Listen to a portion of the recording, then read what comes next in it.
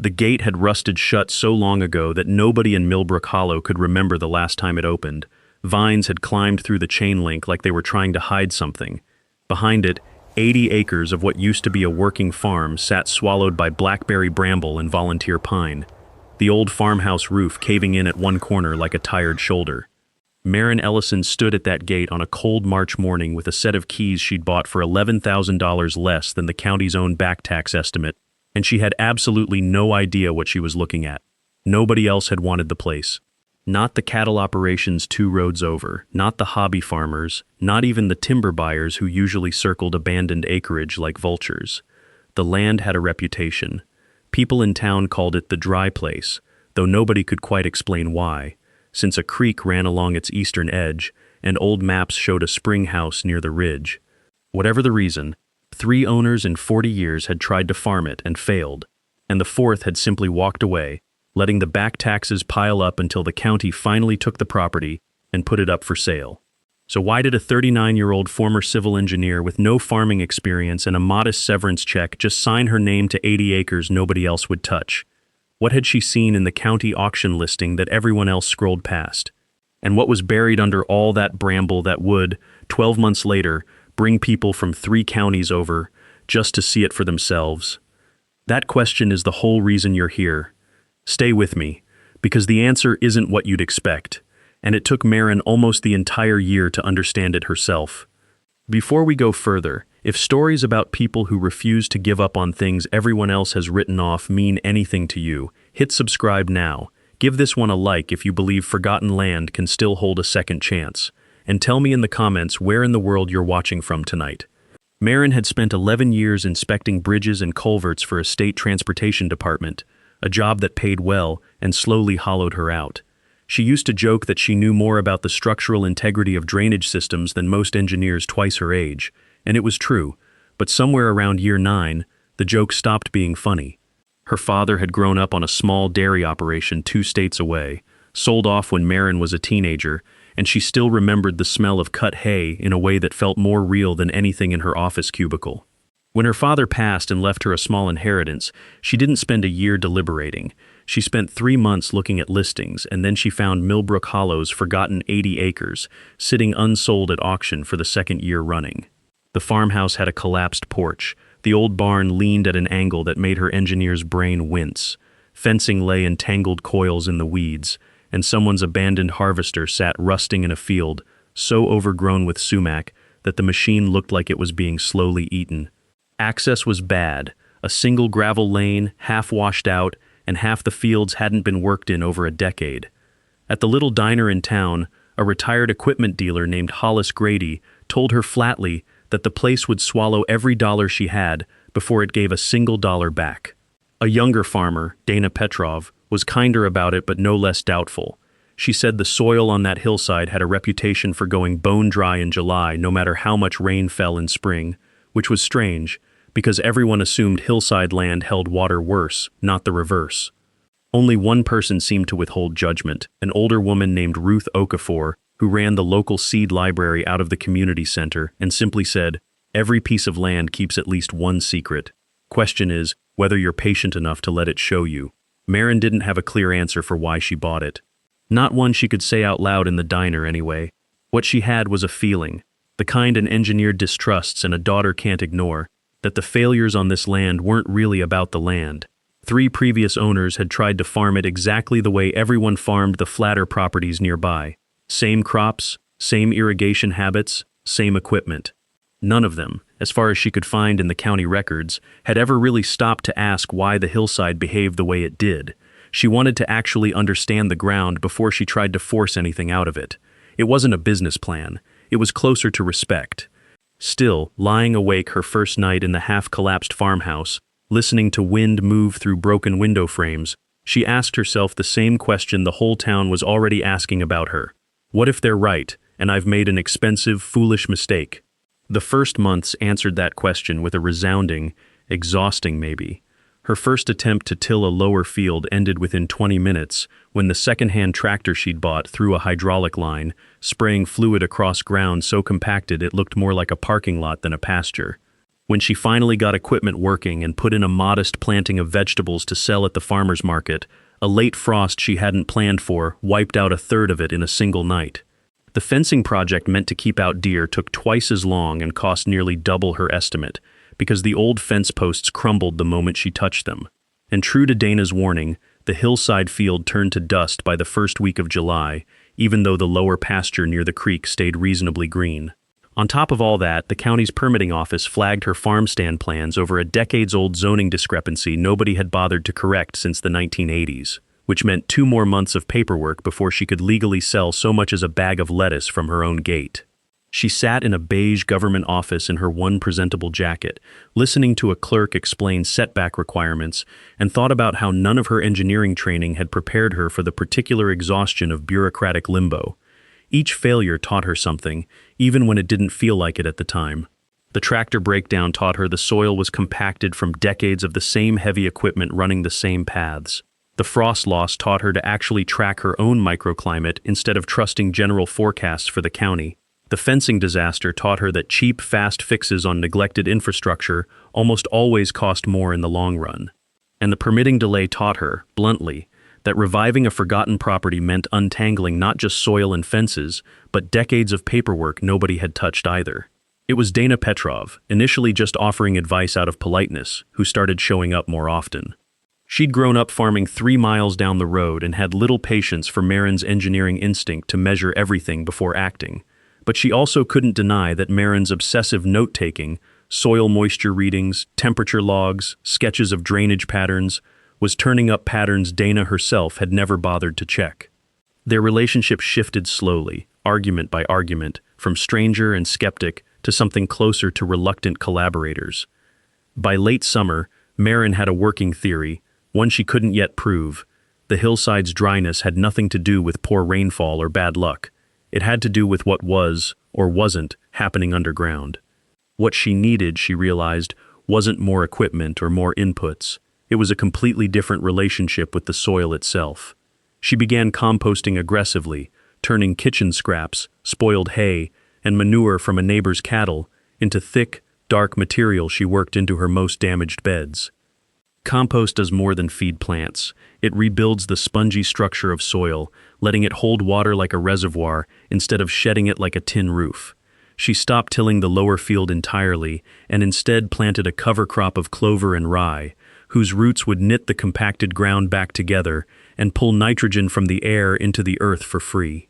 And instead of running cattle continuously on one pasture until it wore bare, she began moving a small herd of borrowed goats through fenced sections in rotation, giving each patch of grass time to recover before it was grazed again. None of this fixed the farm overnight, but it changed the trajectory. The lower pasture, once patchy and thin, started to thicken into something that actually looked like grass instead of dirt with ambitions. Her fall greens, planted in compost-heavy beds, held moisture through a dry stretch that would have killed the spring plantings outright. By early autumn, the small wins had started to accumulate in a way that finally felt real instead of theoretical. Her first proper harvest of fall greens and squash sold out within 2 hours at the farmer's market. Modest money, but the first cash the farm had generated that didn't come from her savings. A neighbor who'd initially only sold her cattle manure out of pity for the crazy engineer lady started asking what she was doing differently, since his own pasture wasn't recovering half as fast. The goats, healthier than when she'd borrowed them, put on weight steadily enough that their owner joked he might not want them back. And for the first time since she'd moved in, the collapsed porch got rebuilt, not glamorous, but proof, at least to herself, that she was capable of finishing something she started. There was a quieter win, too, one she almost didn't register as significant at the time. A soil test she'd sent off out of stubborn curiosity came back showing organic matter in the lower field had nearly doubled since spring. A slow, unglamorous number, but proof that the compost and cover cropping weren't just cosmetic. Dana, looking at the same results, admitted it was better than anything she'd managed on her own family's ground in a comparable season. It was the first time Dana had said something that sounded less like advice and more like respect. Then, just as things were beginning to feel stable, a new problem emerged, and it came from the one place she'd been avoiding most, the dry hillside itself. It happened almost by accident. Clearing blackberry bramble along the upper slope to expand her growing space, Maren noticed a patch of grass that stayed a stubborn shade of green even during the driest week of September, while everything around it had gone the color of straw. It was a strip no wider than a farm truck running diagonally across the hill in a nearly straight line, too straight to be natural, she thought, and too green to make sense. She knelt down and pushed her hand into the soil, cooler than the surrounding ground, damper too, several inches down, in a way that had no obvious source. She mentioned it to Ruth Okafor, half expecting a shrug. Instead, Ruth's expression changed. She said her own grandmother used to talk about the old orchard line on the Bramlett place, the name locals still used for the property, from the family who'd farmed it generations before any of the recent owners, and how the family had once grown fruit up that hillside using water they never had to haul or pump. Nobody in town, Ruth admitted, had actually seen evidence of it in decades. Most assumed it was just an old story. That was enough to send Maren back up the hill with a shovel instead of pruning shears. Digging along the green strip, she hit something solid about a foot down, not a rock, but stacked, flat fieldstone, fitted together with clear intention. She kept clearing, and the stones kept going, in a straight channel running from somewhere higher on the ridge, down through what would have once been orchard rows, toward the collapsed spring house near the property line. She sat back on her heels for a long moment, fingers pressed against the cool, damp stone, listening to the faint, almost imperceptible sound of water moving somewhere beneath it. The hillside had gone quiet around her, no wind, no birdsong, just that thin trickle she wouldn't have noticed a year earlier, when she still thought of silence as the absence of anything worth hearing. Her first thought wasn't triumph, it was disbelief, followed by a kind of caution. Engineers don't trust anything until they've traced it end to end, and she wasn't about to start now. She had found an old stone-lined water channel, but that wasn't the real surprise. Over the following days, with Dana and a local excavation contractor helping her trace it, the channel kept extending, first 50 feet, then nearly 400, curving along the natural contour of the hillside in a way that clearly wasn't accidental. It fed from a spring higher on the ridge that modern topographic maps barely acknowledged, channeling water downhill by gravity alone. No pump, no electricity, no modern irrigation line required. Someone, likely close to a century earlier, had engineered an entire hillside orchard irrigation system out of stacked stone and understanding of the land's natural slope, then abandoned it, buried under decades of neglect until the stones silted over and the surface simply forgot what lay beneath. That discovery alone would have amazed most people. Free, gravity-fed water on a hillside everyone believed was cursed with drought. But as Dana and the contractor kept clearing the old channel back toward its origin near the ridge, they found something else. The collapsed remains of a stone spring house, and beyond it, in a shaded hollow nobody had bothered to walk into in years, a stand of old, gnarled fruit trees, apple and pear, half strangled by vines but still, remarkably, alive.